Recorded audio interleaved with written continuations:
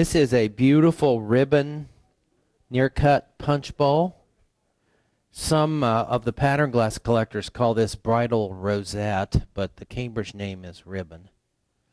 And it is signed. Really pretty 1 pound candy jar in primrose. Oh, look at that price tag. Is that real? Yes. Wow, 75 cents. You overpaid, Marjorie.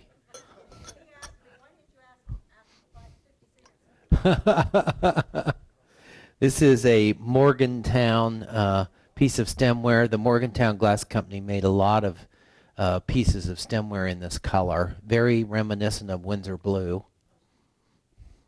Bristol blue, is that it? Beautiful pair of 1338 candlesticks. These are flashed.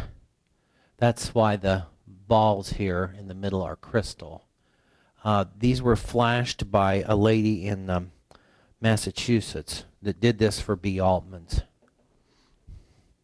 I don't know about this little blue bottle. Somebody tell me? Hello? I have no idea. I've never seen anything like it. It's cute. I don't know. Pretty sapphire colored glass. Don't have any idea. Yes. Yes. Yes. Yeah. There was a lady in Massachusetts that did this work for B. Altman's. And when she passed away, 4,500 pieces of it came out of her house. There was, the majority was Heisey. There was a lot of Duncan. There was a little bit of Cambridge. And all the Heisey people said, if only we could get that off of there, you know, we'd buy that. Well, they found out that soft scrub will take it off. And so the Heisey people are now buying it and taking it off. But the Cambridge people like it. And unfortunately, there was very few pieces of Cambridge in the lot.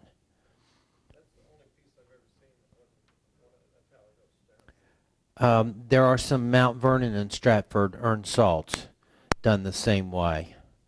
Yeah. Unusual to see this candlestick. This is from the 30-34 period in ebony. It would have had a Beaubochet, originally a four-locking Beaubochet. And this one has a real clear patent mark up here under the candle cup. Tally-ho blown wine glass with a really great cutting on that I am not familiar with, but Larry said it's in a book someplace. So there we go. I haven't got a clue in the world. This is very reminiscent of Fostoria's century pattern handle, but I don't recognize the shape of the creamer or the shape of the top, and the etching, I have no clue who made this. It's very high quality glass, but not even a guess. This is Stump the Dummy tonight, I'll tell you. A flat rim soup or a large baked apple dish and an underliner with a really interesting gold decoration. Impossible to say who made this, just absolutely impossible. And I don't recognize the decoration either. It's a high quality decoration. Cambridge made like this, but there's no way to prove it. Something you don't see very often, a wine in archfoot daisy, near cut. Pretty. Here we have a torte plate and a pair of 2 lights in Arcadia. It was also called the Leaf Line. Little etched sherbet. This is very close to Cambridge's grape pattern, but it is not. This is Fostoria. They did a very similar grape etching. I am not good enough to tell you who made this. Who's it belong to? I don't know. I'm no good on these. I have read that candlestick book till I'm green in the face and about the crucifix candlesticks, and the more I read it, the more confused I get.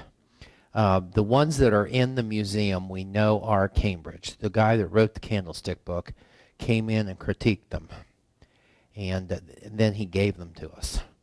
And they are guaranteed to be Cambridge, but I guess all you could do would be compare this to the ones in the museum, because I don't know how to do it. I just haven't studied them. This is definitely Cambridge. This is a Rose Point pristine cocktail, very, very rare. Very rare. Supposedly, they made 6 different stems of this line, Rose Point on pristine, but they haven't been seen. Equally rare nude cocktail, statuesque cocktail in gold encrusted Rose Point.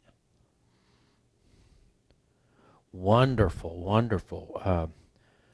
Sherry decanter in royal blue encased in pewter. There are several ways this was done, and they did water pitchers too.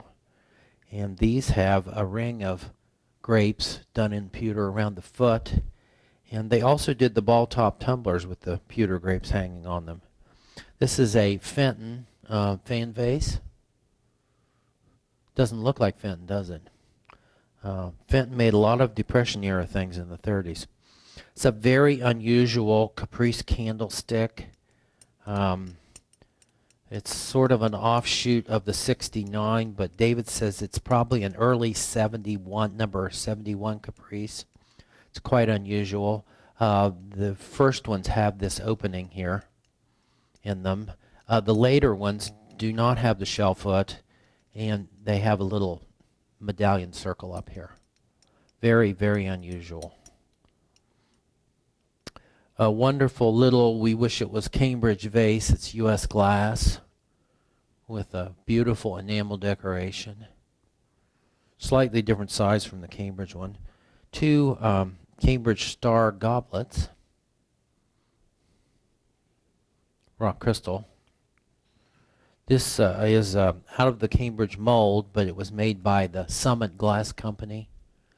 This is a Style 3 Swan. The wings should be flared out here. These should be flared, and this neck should be bent. They weren't unable to manipulate things the way Cambridge manipulated them after they came out of the mold.